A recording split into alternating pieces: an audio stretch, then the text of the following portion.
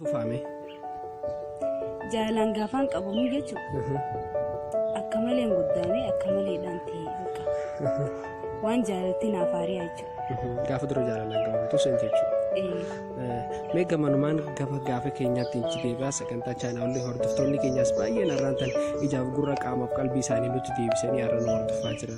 Namni toora irratti yaada nuuf barreessu jira illee ni jira. Akkasuma injiinar Gaaddisaanis ni jira. Hundeessaan faanis kun taa'anii chaanaalii keenya gara jalaa irratti taa'anii nu hordofu jiran kan bilbilaan nuuf qunnamuutti jiran illee ni jira. Mee warra bilbilan kanaas bilbila isaanii jalaa kaasiitii ilaala. Akkasumas egaa rakkoo neetworkiitiif jecha injiinar Gaaddisaa faadhaan wal qunnamuu hin dandeenye koosaritti ni isin deebisa. Ani gama kiyyaan kaawwan intarviiyuu tanarraan tanaaf koosarii hojjaarraa asirratti isiniif qopheesse. Faayim ibsaa caffee yookaan FIC gundoo tuubiin jaama abbaa chaanaalii FIC gundoo tuubii kanaatiif koosara jalqabamee gaafa jaalalaan qabamtu jaalalti amala akkamii sirratti mul'isti maaltu si dhagahama gaafa jalqaba jaalalaan qabamtu sun? Gaafan jalan qabame jechuudha. Wallahi akka malee ittiin guddaan. Angin isa kana niin jaaladha. Jaalatan akkaan guyyoota akka harkattiin jaaladhe. Jaaladhe. Ittiin guddaan. Inni immoo wannan jaalata. Inni siif hin hubannee jechuudha jaalala keessa. Ani immoo niin jaaladha. Mee yeroo ni fiisa jaalatu sun maaltu sitti mul'ata? Gama onnee kee irratti maaltu si mul'ata? Gubbaa kee irratti maaltu si mul'ata mee yeroo sun? Akka nama bakka waan guddoo takka harkatee bakka wallahi billahi waa hedduu akka nama gammachuu jechuudha. Innaa bakka gisee ijaan isa agartu yoo inni kun sin dubbisne ni aarta. Niin aare. Amala akkasii faasii mul'ata.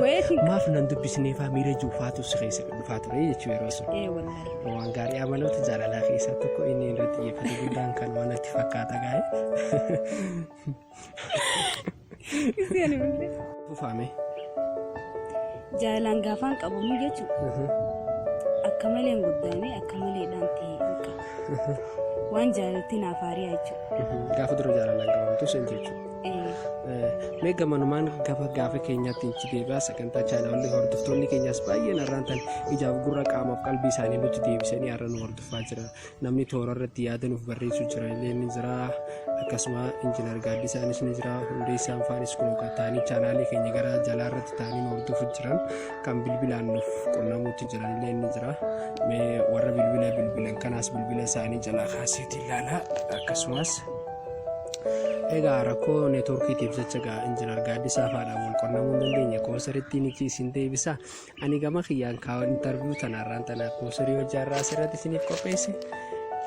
Faayim ibsaa caffee yookaan FIC gundoo tuubiin jaama abbaa chaanaalii FIC gundoo tuubii kanaatiif koosara jalqabamee gaafa jaalalaan qabamtu jaalalti amala akkamii sirratti mul'isti maaltu si dhagahama gaafa jalqaba jaalalaan qabamtu sun?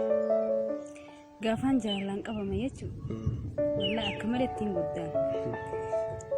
Angin isa kana niin jaaladha. Jaalatan akkaan guyyoota akka harkattiin jaaladhe. Jaaladhe. Ittiin guddaan. Inni immoo wannan jaalata. Inni siif hin hubannee jechuudha jaalala keessa. Ani immoo niin jaaladha. Mee yeroo ni fiisa jaalatu sun maaltu sitti mul'ata? Gama onnee kee irratti maaltu si mul'ata? Gubbaa kee irratti maaltu si mul'ata mee yeroo sun? Akka nama bakka waan guddoo takka harkatee bakka wallahi billahi waa hedduu akka nama gammachuu jechuudha. Innaa bakka gisee ijaan isa agartu yoo inni kun sin dubbisne ni aarta. Niin aare. Amala akkasii faasii mul'ata. Maaf nan dubbisnee faa miira juufaatu si keessa dhufaa ture jechuudha yeroo sun. Wallahi. Waan gaarii amaloota jaalalaa keessaa tokko inni irratti xiyyeeffate guddaan kan waan natti fakkaata gaa'e.